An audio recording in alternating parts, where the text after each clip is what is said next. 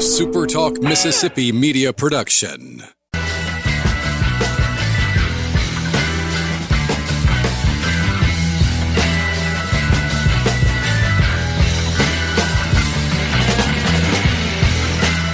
What's up, everybody? Glad to see you on this Thursday night, this edition of the podcast. My name is Michael Borky. Always appreciate you being here.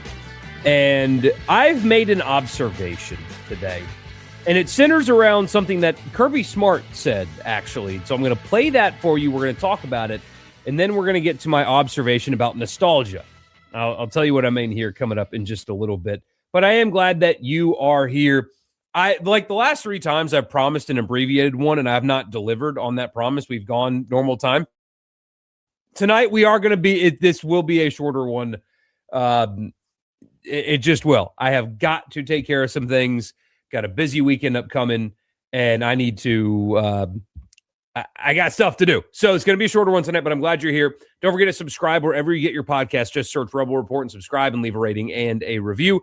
And also right here on YouTube, like, comment, subscribe, hit the notification bell, all that good stuff. And this edition of the show is brought to you by Scruggs in Saltillo. Scruggs in Saltillo's got everything you need under one roof. And I mean everything for home furnishings, home improvement, appliances, fishing, hunting, boots, clothes, beer, animal food, John Deere tractors, 0% for 36 months for John Deere lawnmowers, commercial lawnmowers, Gators at 1.9%, compact tractors, the big heavy stuff, 0% financing, everything you need for your farm, your lawn, or your garden. It is an unbelievable store. Everything that you want for less at Scruggs. Go see them in Saltillo. And when you go, tell them that it was me that sent you there at Scruggs in Saltillo.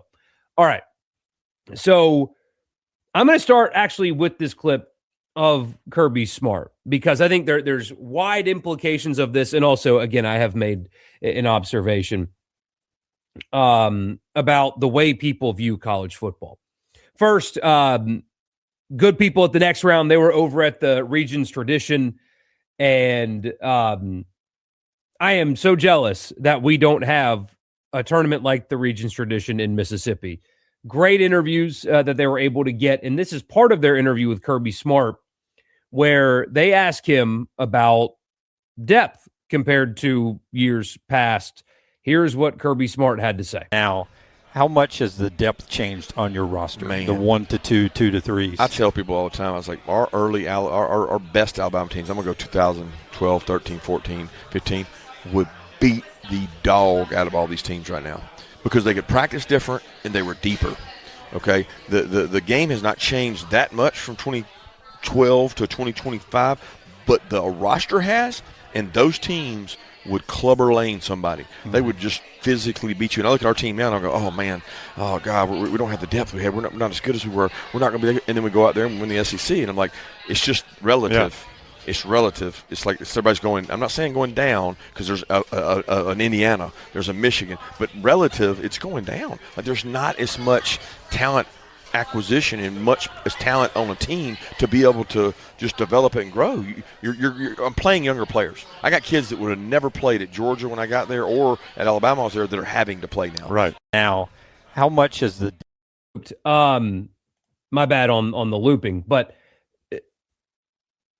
some people took that as complaining. I did not. I don't think Kirby Smart's complaining. I think he's just being very matter of fact. But when I hear that, and one, frankly, I think he's right.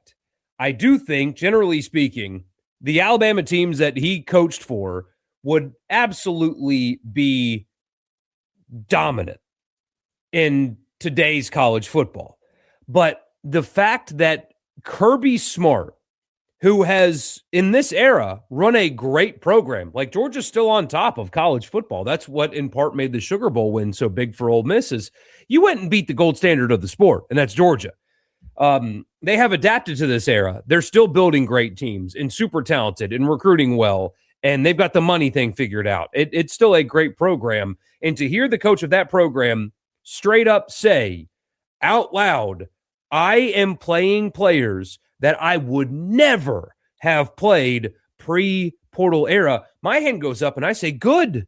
That is a good thing. You should love to hear that Kirby Smart is saying what he's saying out loud. I can't build depth like I used to. I can't build a dominating team like I used to. And I'm having to play players that I would never have played before because I can't stockpile 85 of the best players in the country anymore. And what I can't figure out is why people will hear him say that and sympathize with him. Again, I don't think he's complaining. I think he's being matter of fact, but people will hear that and like, oh no, we got to fix this. We got to fix the fact that Georgia can't put 85 of the best players on their team anymore, and then none of them can go anywhere, and we can stockpile talent.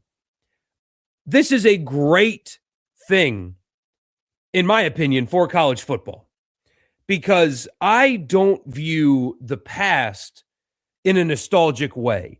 I don't look at the years gone by of college football and think how amazing that was and how awful this is. And I think I've figured out why. It's a societal phenomenon. You see it with music. Somebody actually replied to a Josh Pate tweet with a chart about how everybody thinks that the music was best when they were in a certain age range. People look back on college football and, oh, it was so much better then. Not because the football was better then.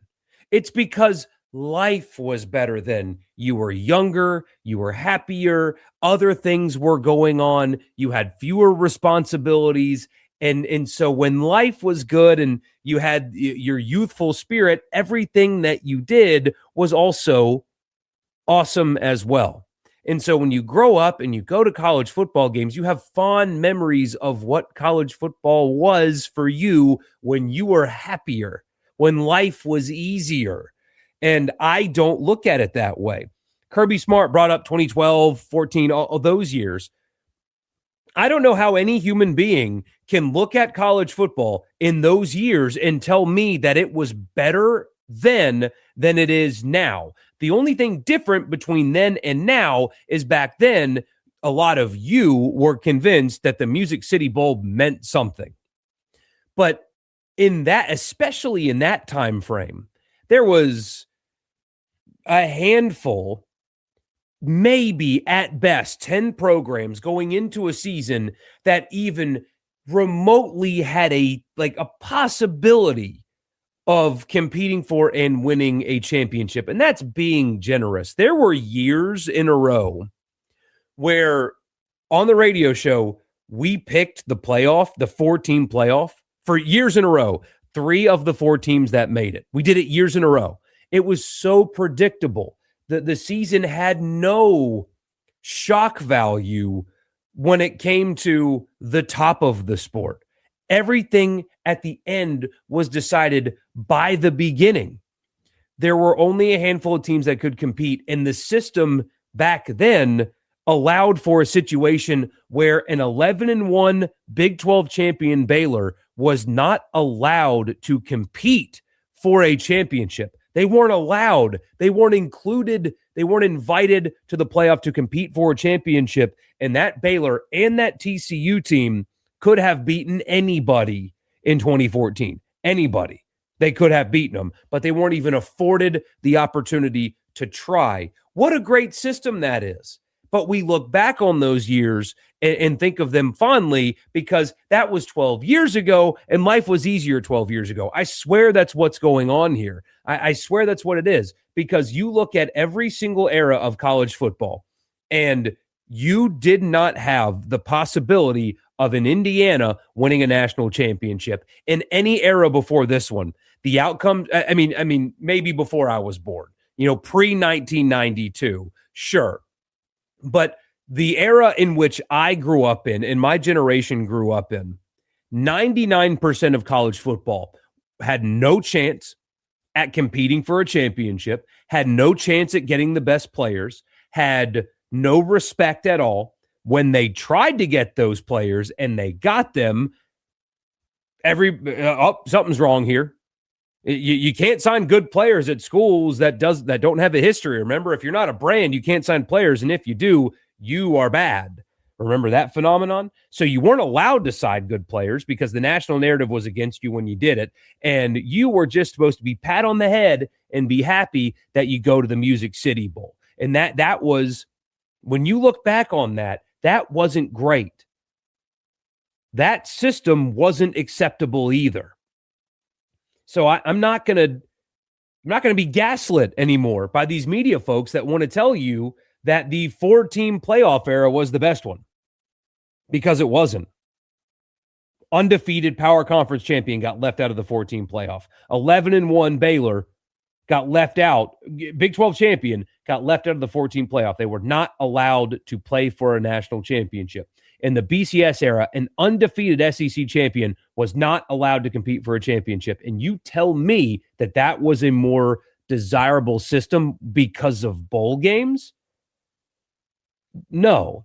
And then on top of the fact that because you had 85, a roster limit of 85 in the way recruiting went, nobody was allowed other than a handful of programs to sign the best players in the country to build a roster that could be competitive with the big boys in college football. But now that talent is spread around.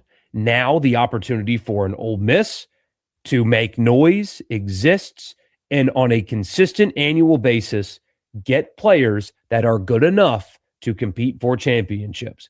Indiana can go win one. And there is a lot of talk and a lot of conversation around saving college football. And I tend to agree that ideally there would be some kind of guardrail rule structure, right? But I do not agree with the idea or the concept that we need to, as Nick Saban talked about, go back to the days where it was equal, because it never was. It was never equal. Never has been. The system that I want in place is one that Congress does not get involved, that the president doesn't get involved, even though his authority on that is, not really that strong anyway. The president of the United States doesn't really have authority to just create new law. We've been over that. It's Civics 101. But the thought or the idea that we need to do whatever we can to return college football back to the old way is only said by people that are not looking at what is happening on the field as much as they are looking at what is happening around what's going on the field. There has never been more parity. There has never been more spreading out of talent. And you have Kirby Smart publicly saying he is not capable of building a roster like he used to. And you've got people that will sit here and tell you that that is a good thing. It's not a good thing. It's not a good thing for the Blue Bloods.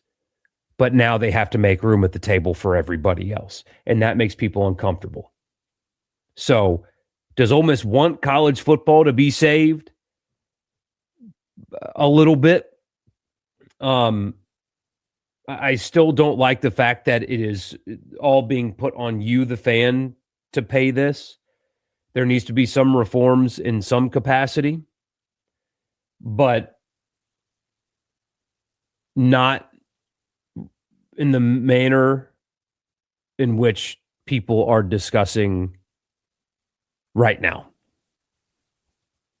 Whatever system actually provides balance is what we need to keep, because the old system was totally imbalanced. This current one could not possibly be more balanced than it is right now. So anyway, I saw a lot of that conversation today, the Kirby Smart thing. I know we've talked about that before, but I'm telling you, I think I've nailed it. I think I've figured out that these journos, these college football talking heads only look back at the past as better than the present because they were happier in the past than they are in the present. I swear that's what it is. Same thing with music. Oh, they don't make music like they used to. And I'm kind of that guy. Like I like music that was written and recorded before I was alive. But You hear that all the time. Every generation thinks the way they did things and what they had was better back then. And I think that phenomenon is existing in college football as well. I would rather them not change anything. I mean this, and I'll end here because I know I'm being repetitive. I would rather them not change anything at all than go back to the old way.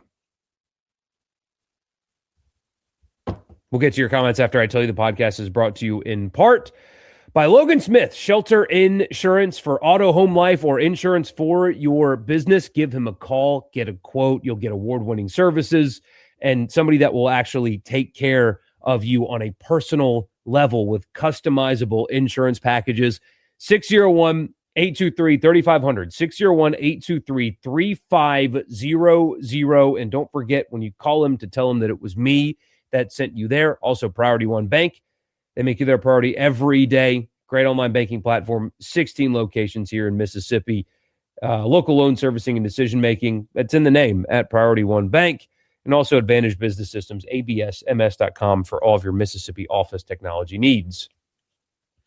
First comment, won't drag on thoughts about the baseball series. What's your impressions of it? Ole Miss's health with Fed and Foley, and this is a major swing series for the rest of the season. I think, so this is a little extreme, I guess, but I think Ole Miss will not host a regional if they do not win this series. I mean, I really think that that's kind of what's on the line here.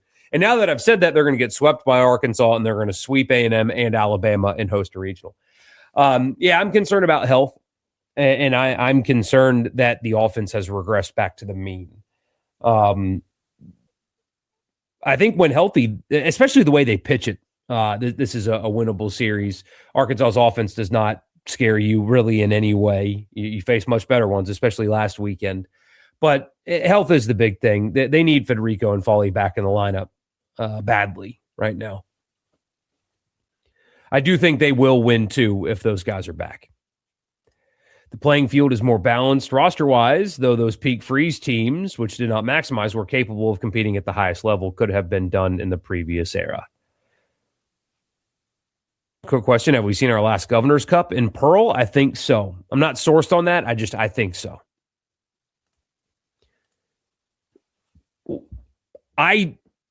I live in this area. I've already seen a sporting event leave this area with the Sanderson Farms Championship. I don't want sporting events to leave this area. Too many sports fans here. I don't like this conversation. It makes me uncomfortable. But regardless of what they reported attendance-wise, over 8,000, come on, guys. We have eyes. Don't gaslight us. The crowds for that game are not huge anymore, the way that they used to be when I first moved here. The venue, while they're trying, the new people involved are trying. They're doing some improvements in the stadium, but the field, again, almost ended a player's season, again, in an unacceptable manner, again. And the broadcast is not up to standard. Again, the Southern Miss game that they play down there is already not broadcasted at all. So you have a substandard facility, substandard crowds, and a substandard playing surface. Brian O'Connor's asking publicly, what's the point? You have to wonder, what's the point? What do they get out of this game anymore? I don't want to see it go away. I love that the teams get on the road and go see other parts of the state. I've suggested in the past that I think football should go down to the coast and do a couple of spring practices or whatever down in South Mississippi. Throw the fans down there a bone. Go practice at Gulf Coast. They got great facilities down there. Go practice there just for a day or two. Just go see your fans down there. I like that they do this, but venue's not adequate. The crowds aren't good enough to justify it, and the playing surface almost ended Will Furness's career. It's unacceptable. It's completely unacceptable. Crazy thing about this era is that of college football that's different than other eras is back in the day, teams like Bama, Georgia, Ohio State could get the best players at every position. Now they have to pick and choose. Yep. think a lot of this comes down to how the programs are run. Look at Arkansas, for example. They were awful 10, 12 years ago, still bad now. And you also have a lot of fans of teams that are bad that are using, oh, well, this is NIL's fault as a scapegoat. And that cracks me up too. It's people say, well, it's easier to disconnect from the team because you don't know who the players are. And yes, like to a degree, I agree with you. I think the schools need to do as much as they can to connect with their fans. Like I do agree with that. But what fan base showed up in mass for losing teams? Nobody's ever supported a loser. So I don't love that argument. Is, oh, well, I mean, look at the crowd. Look at the crowd in Fayetteville. This is all NIL's fault. A 2-10 team's not drawing a crowd. Never have. And they won't either. So, I mean, look at the Ole Miss Cal game. Look at the attendance for that one. That was before transfers and stuff. That was pre-NIL. There's nobody there. People don't support losing programs. They never have and they never will. Do I think the schools need to do more to help people connect? Yeah, but it's a scapegoat.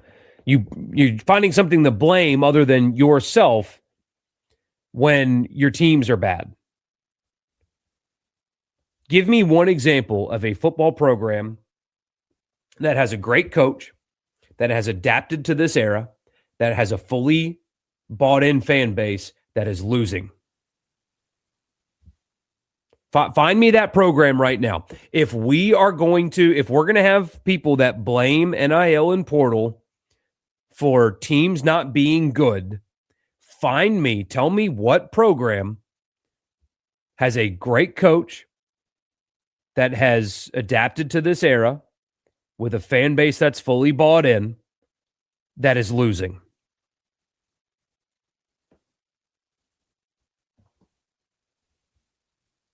Good luck, because you can't find that.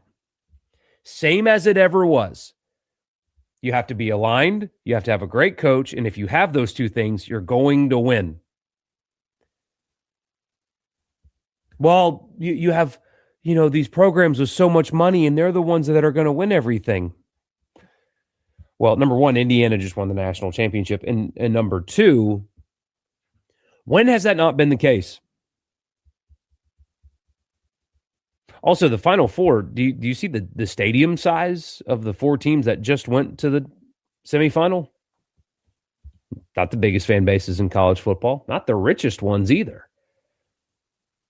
But the schools with the resources have always been able to do the most.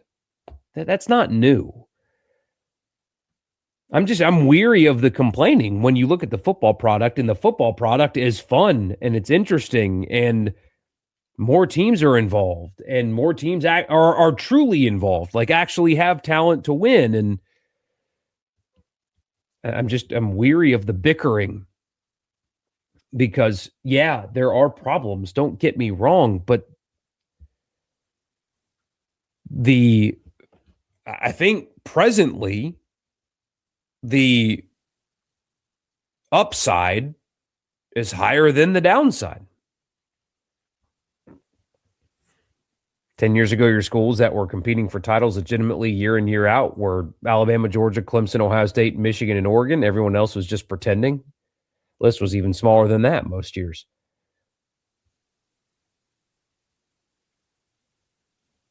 Look at Ole Miss in the Freeze era, got busted because they started beating the big dogs, and Hugh Freeze couldn't keep his mouth shut. Ross Bjork handled that terribly, but even if Hugh Freeze kept his mouth shut, even if he didn't say anything, if he didn't do the NCAA thing, there still would have been, wait, Ole Miss isn't allowed to get good players. That something must be up. How is Ole Miss getting good players? How ridiculous was that? 6 years sober today. Benny, that's awesome, man. Happy birthday. That is really cool, man. Really glad you're here in the form that you are in, man. I think it's better now because Ole Miss has a chance now. 10 years ago, they had no shot. But here's the thing. 10 years ago, Ole Miss kind of did. The narrative around them was that they weren't allowed to be there, but Ole Miss did have a shot in 2014 and 15 to compete at the highest level. I think it's better now because Indiana just won a championship, Dennis. That's why. It's not just about Ole Miss. Yes, this podcast covers Ole Miss. I am allowed to have thoughts that are independent of Ole Miss. I think my brain functions pretty well to be able to do that. I'm not being flippant. I guess I am being flippant, but no, I think it's better. Ole Miss could go 5-7 this year, and my stance will not change. This system allows for everybody to get involved. Everybody. And I'm just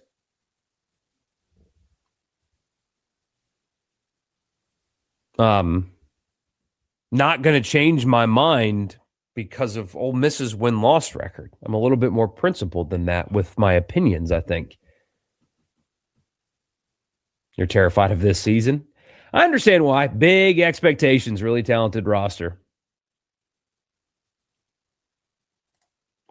The question is, how will fans and programs who have constant success in the new era respond when things go bad?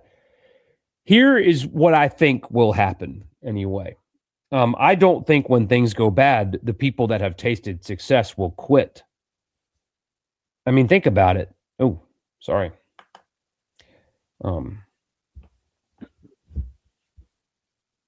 The feeling that all of you felt when Ole Miss went to the semifinal, will a couple losing seasons stop you from chasing that feeling again? No. No, losing seasons will not cause you to stop. I don't think. Now, a team that's never, ever, ever won, you might have a harder time getting people to buy into what it takes to win because they haven't won in this era and you are scapegoating. But since Ole Miss has gotten to the semifinal, I don't think that a couple of losing seasons will stop you from chasing that feeling, if that makes sense. With proof of concept, people will take off. I agree completely. I think the problem people have with Ole Miss is that they grew up with Ole Miss being an average to below average program. Ole Miss is supposed to finish 8th in the SEC, not first or second. Yep.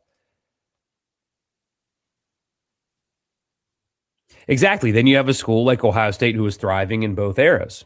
That they are. But I would still tell you that Ohio State is thinner than they have been. That they have gotten some pretty great injury luck, by the way. But they've adapted. They've adapted beautifully.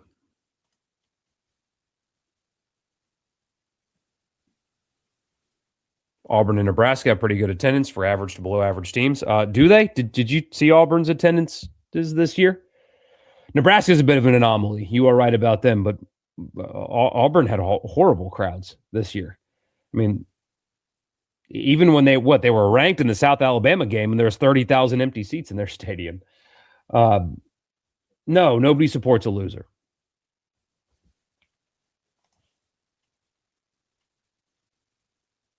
You going to watch the Kentucky Derby? No, I will not. I don't think I will, to be honest with you.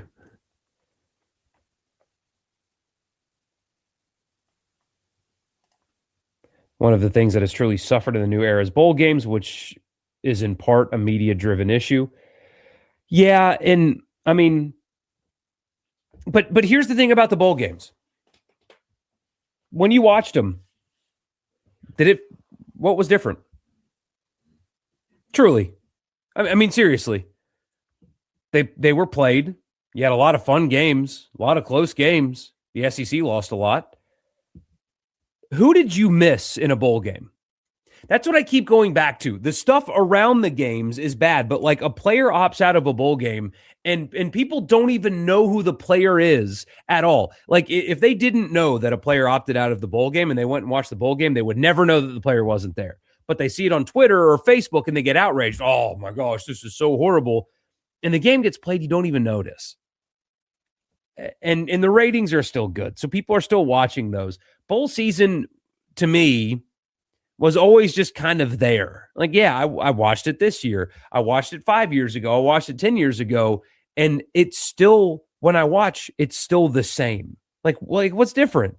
A few players that you've never heard of or don't care about or don't know exist aren't playing in the game? Why does that matter? Like, you don't even notice that. I don't know. Maybe that's a naive take on my part, but you don't even notice that they're gone when you watch the bowl games. You don't notice. There are great games. There are bad games. There are too many of them because you kept watching them and ESPN kept creating new ones. And if bowl season gets reduced, okay, so be it. So be it. Of all the things that made college football great, the Motor City Bowl is not one of those things. I'm sorry. For the sicko, maybe. For the real person in real life, no.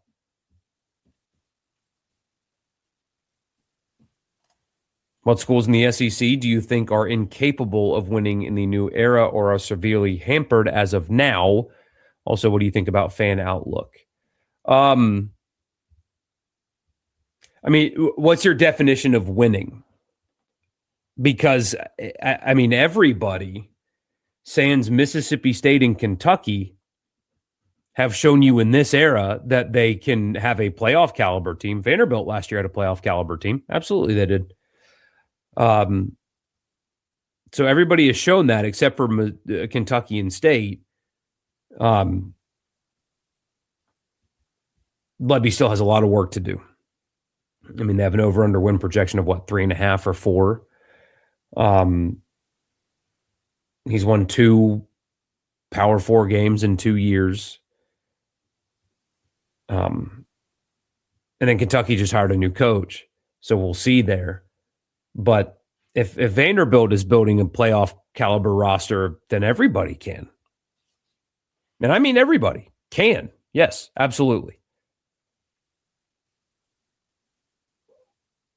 Oh, South Carolina also hasn't shown a playoff. But I mean, they won 9 games 2 years ago, right? So,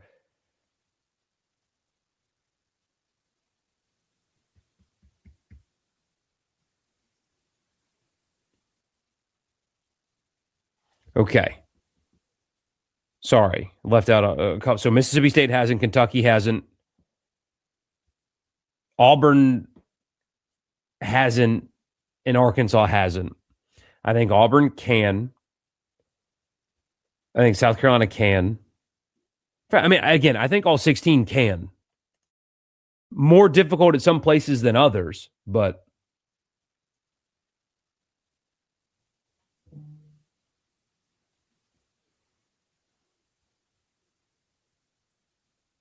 think Arkansas fans the last few years have had the fight beaten all the way out of them, so fans aren't quite as gung-ho before Morris.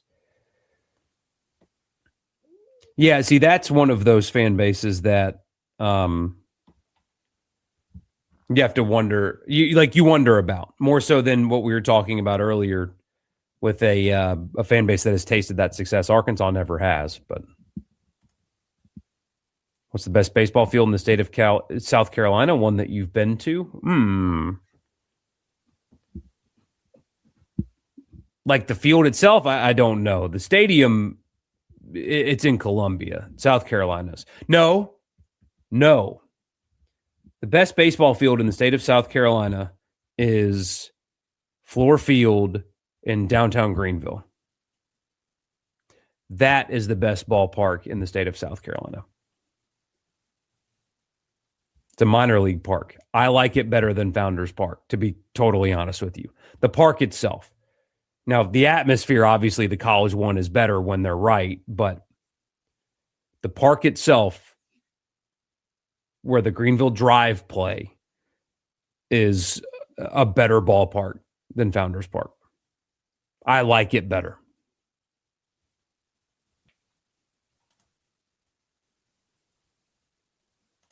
You think Arkansas is incapable of winning big in football in this new era because both logistical and self-inflicted reasons? Yeah, but I mean, I don't know if this is the right guy or not, but I really do think you are just one coach away. from flipping a roster and having a team that is capable of making the playoff. It can happen so quickly. Look at Indiana.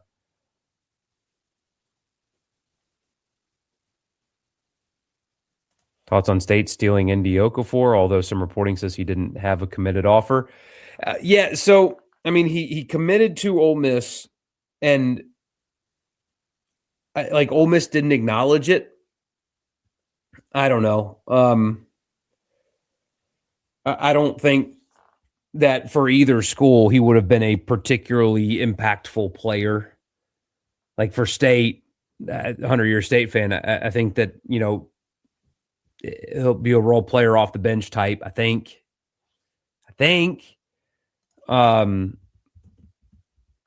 Definitely not a guy that you're expecting, 20 per game out of. But I don't know the nuances of it. I'll be honest with you. I don't know. I don't know.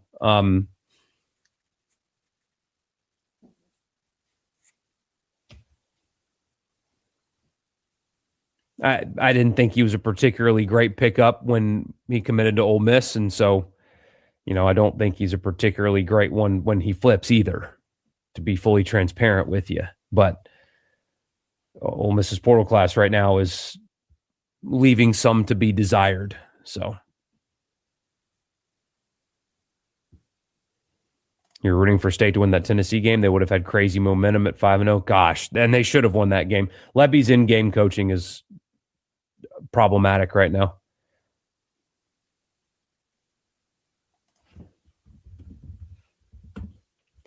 I mean, they had the Texas game 1-2, and I mean, they're up 3 scores, and he's late in the second half snapping the football with 26 seconds left on the clock. Crazy. Do you really think any school in the SEC would intentionally hold back their investment potential in football if success doesn't come in the next few seasons, investing in other sports instead? They would be very stupid to do that. Kentucky's a candidate for that. Maybe Arkansas is a candidate for that, but it's a very stupid thing.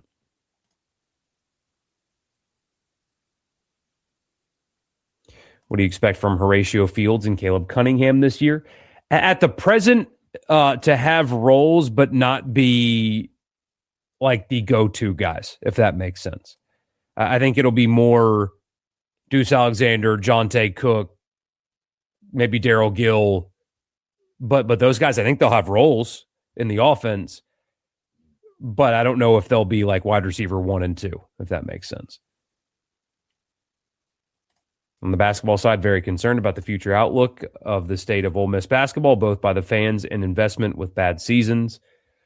Yeah, I mean, they do return Patton Pinkins, and he's a quality player. I think Comerdine, with another year, could be a quality player. A couple of these guys they've gotten out of the portal, you can look at and, see the team improving.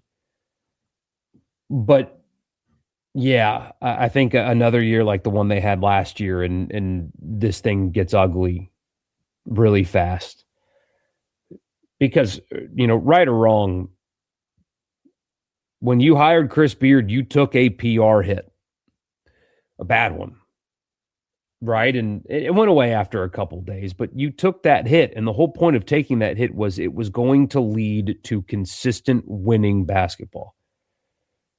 And if that's the hit you took to hire the coach, to pay him what you're paying him, to get not only not winning basketball, but ugly losing basketball,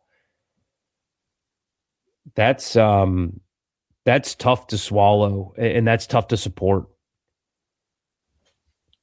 Top 3 games you're looking forward to next year for Ole Miss. Top 3 in order: LSU, Texas, Georgia. I think Oklahoma can be a sneaky, super fun game, but LSU, Texas, Georgia in that order are my top 3.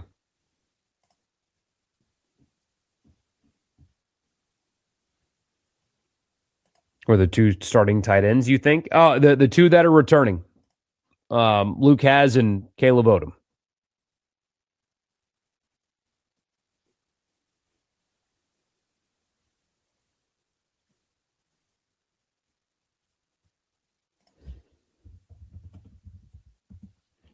For some reason, so I use our lads.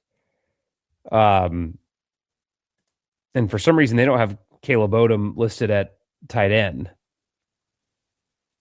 Like at all, which is odd. But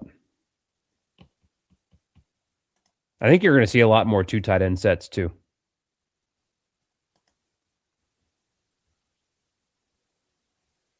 Let's play the scenario. It goes bad again. Do they take a financial hit to fire Beard and move on? How bad is bad? I mean, if it just completely bottoms out, probably. But if they're just like normal bad, no. Probably see another year. But, the hope is that, they get another portal commit or two and Pinkins takes that step forward and it's all good. But anyway, 5-13 probably.